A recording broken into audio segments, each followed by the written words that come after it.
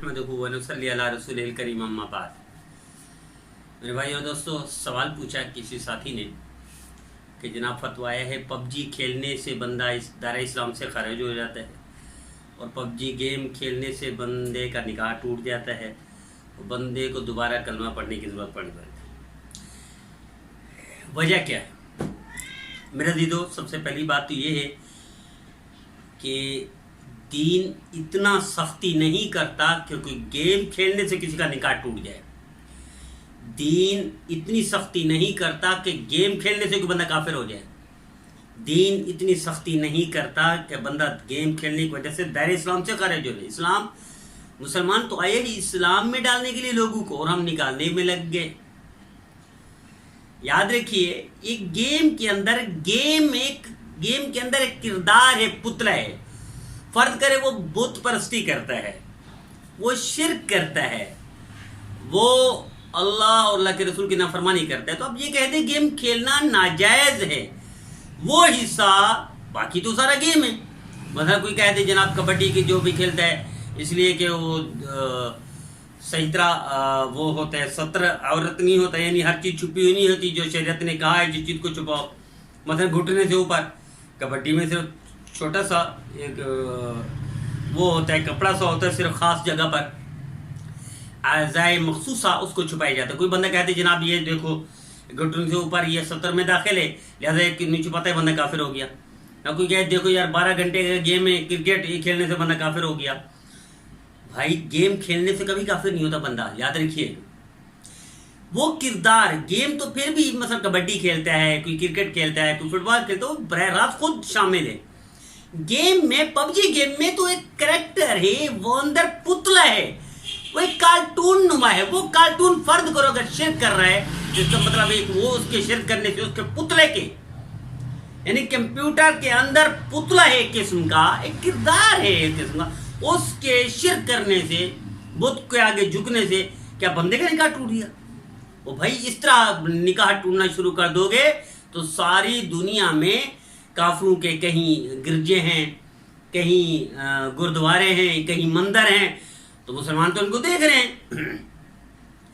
मैंने देखा इसमें शायद इंडिया से भी बड़ा बुत बनाया गया है मलेशिया में, और लोग मुसलमान सारा दिन वहां रश जो लगता है, वहां हिंदू ज्यादा नहीं होते, सबसे ज्यादा मुसलमान होते, उसके साथ तस्वीरें खिंचवाते हैं। वो बड़ा समय खर्च किया, खूबसूरत बनाए, पहाड़ नुमा, इतना क्या उनको कह दे जो बंदे हजारों बंदे जाते हैं, हजारों का निकाह टूट गया, वापस आए और निकाह पढ़वाएं, वापस आए और कलमा पढ़े, वापस आए और इस्लाम में दाखिल हूं।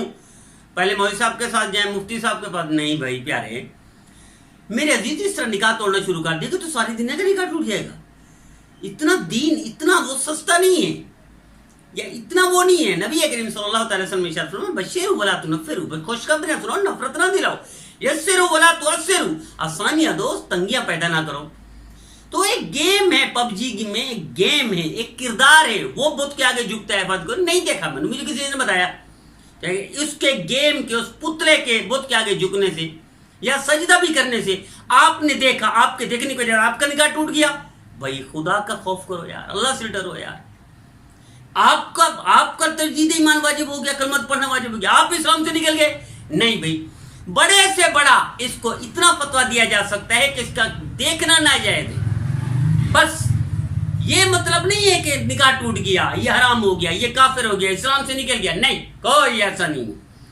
पूरी दुनिया में कोई इसका मुस्तनद दालिफ्तार नहीं फतवा दे सकता कि इस गेम के देखने से, इस गेम के खेलने से, वो पुतले के आगे सजदा करने से आपने देखा, फर्ज करे आप ही खेल रहे हो, उस पुतले को आप खिला रहे हैं, सजदा तो पुतला कर रहे हैं, बुत परस्ती पुतला कर रहे हैं, आपका निकाह कैसे टूट गया मेरे अजीज?